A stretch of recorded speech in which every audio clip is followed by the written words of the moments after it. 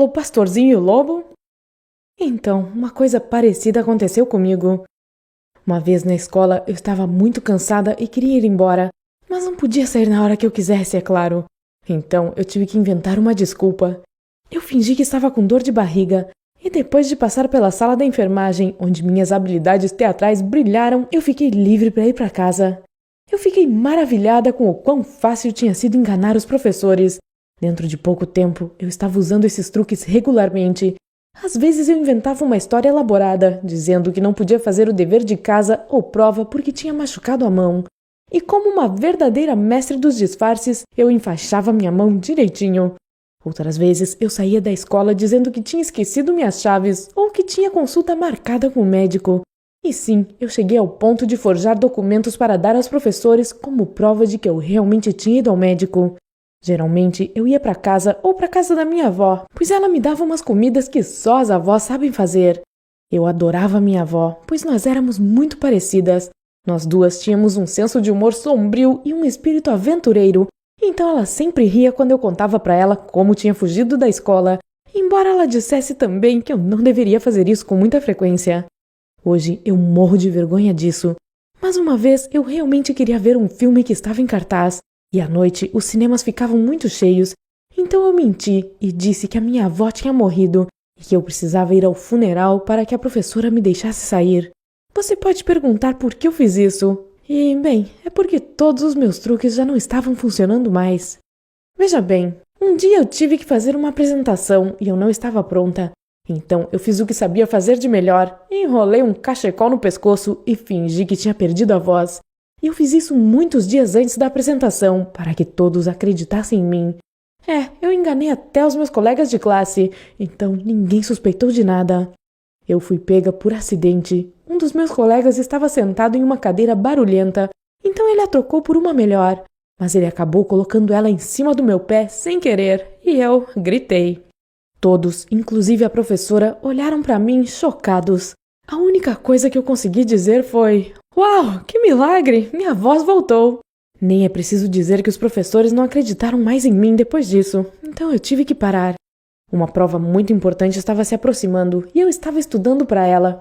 Minha intenção era estudar mesmo e tirar uma boa nota. Mas aí, minha avó morreu. Simples assim. Eu nunca mais ouviria ela rir das minhas histórias, nem comeria a comida maravilhosa que ela fazia, nem a veria de novo. Aquilo acabou comigo. E a minha prova era bem na hora do funeral. Então eu conversei com a minha professora, expliquei a situação e ela respondeu: "Ah, sua avó morreu de novo? Ou é outra avó? Pode parar, Mia, você não vai escapar dessa prova." Eu fiquei em choque, mas no fundo eu sabia que aquilo era culpa minha. Ninguém acreditaria mais em mim. Eu liguei para os meus pais e expliquei a situação para eles, mas eles ficaram tão bravos comigo por eu ter usado a morte da minha avó como desculpa antes, que disseram para eu me virar, principalmente porque eles estavam muito ocupados organizando o funeral. Então, minha única opção era fazer a prova, terminá-la e ir para o funeral o mais rápido possível. Eu sentei lá e não consegui me concentrar. Minhas lágrimas estavam caindo no papel e eu não conseguia parar de pensar que estava perdendo o funeral por ter sido uma mentirosa. Mas eu tentei terminar o teste, apesar de não conseguir pensar em mais nada além da minha avó. E minhas lágrimas não me ajudaram. Eu já tinha usado esse truque antes, então a professora achou que eu estava fingindo. Eu me aproximei humildemente da minha professora e disse: "Por favor, deixe-me ir, minha avó morreu de verdade." Mas ela respondeu: "Eu não acredito em você, Mia. Sente-se e termine a prova." Aí eu tive que tomar uma decisão. Tirar 0 nessa prova importante, o que teria um efeito devastador na minha média, ou tentar terminá-la. Eu decidi que o funeral da minha avó era mais importante que a prova. Então levantei e saí da sala, ignorando os protestos da minha professora. Eu corri o mais rápido que pude, troquei meus sapatos e chamei um táxi, gastando todas as minhas economias para chegar a tempo para o funeral. Todos estavam chorando e eu estava chorando mais que qualquer um. Eu não acreditava que ela não estava mais entre nós. E o pior, eu poderia ter perdido a última chance de dizer adeus a ela, mesmo que simbolicamente. Mais tarde, depois de alguns dias, meus pais conversaram muito com meus professores, explicando a situação, mas também tentando entender a extensão das minhas mentiras. Eles ficaram super bravos comigo, embora meu pai tenha ficado um tanto impressionado também. e disseram à professora que seriam mais rígidos comigo daquele dia em diante. Eu refiz a prova e passei, e agora meus pais estão me monitorando sempre, verificando se eu estou na escola ou não.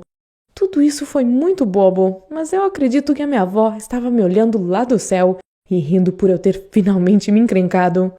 Eu te amo, vó. Você foi a melhor cúmplice de crime que uma garota poderia ter. O que você fazia para fugir da escola e em qual encrenca você já se meteu por causa disso? Conte suas histórias pra gente nos comentários aí embaixo.